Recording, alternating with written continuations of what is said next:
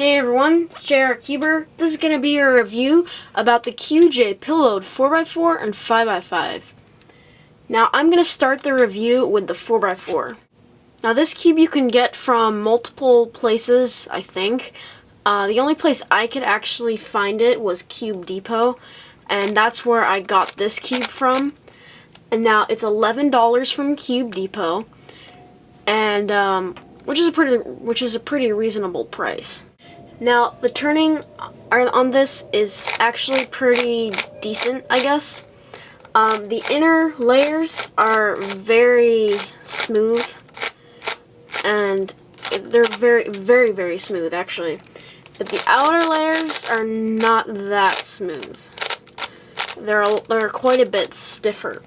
And I actually have lubed this cube. Thoroughly lubed this cube. Now, the corner cutting is not great,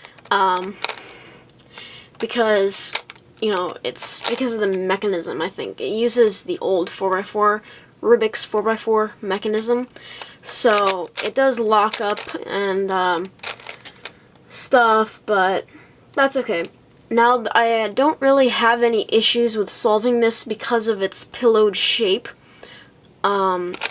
It doesn't really, hurt my finger at all when I turn it. So it's not that bad.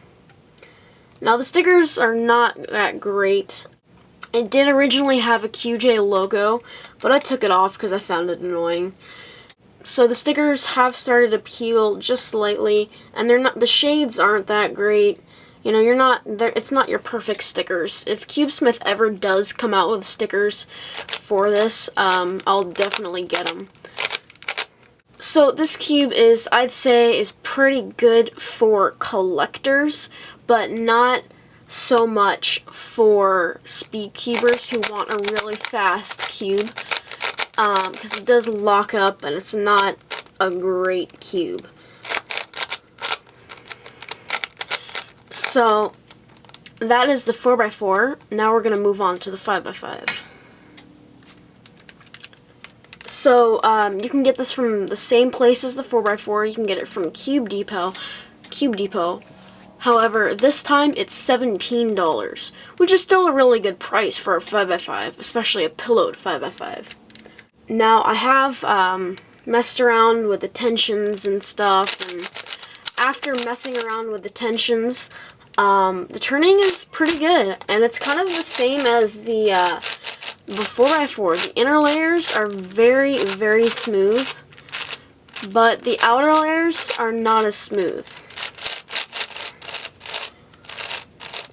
Now, I have found sometimes when I turn it, the corner gets twisted, but it's not that big of a problem. You just twist it back, and one corner piece here on the orange side did break once, but I just glued it back, and it wasn't a problem at all.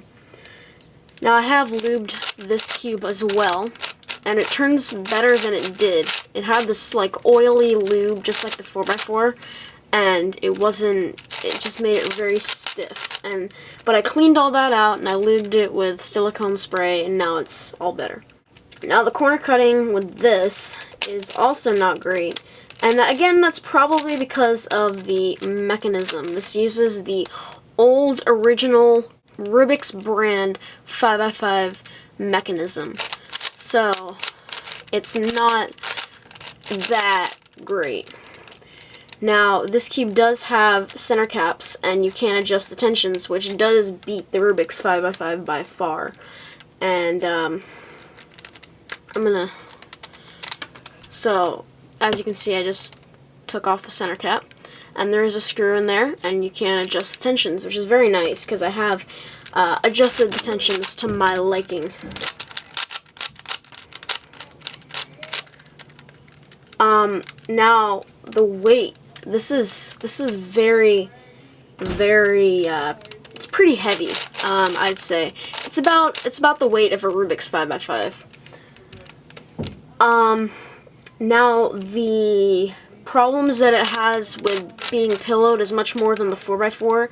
The outer layer is very hard for me to grip with my fingers, and after doing a solve, my fingers just hurt, so it's not that big of an issue because this cube is just for my collection. I don't speed solve with it. So that's fine. So when I actually turn 2 layers like this, as you can see, the top doesn't really go with it, and that can be an issue when you're solving it. Now the stickers are pretty much the exact same as the 4x4. They're not great. They have started to peel a little bit, and it did have a QJ logo, but again I took it off because I found it annoying. So overall, I'd say this cube is good for a collector, just like the 4x4, and not so much for a speed solver, just because it hurts your hands. If you try to turn it, top doesn't go with the bottom, and it's not a very good mechanism, and it does pop occasionally. So thanks for watching, guys. I really hope you guys enjoyed this video. If you did enjoy, give it a thumbs up. So thanks for watching, and bye!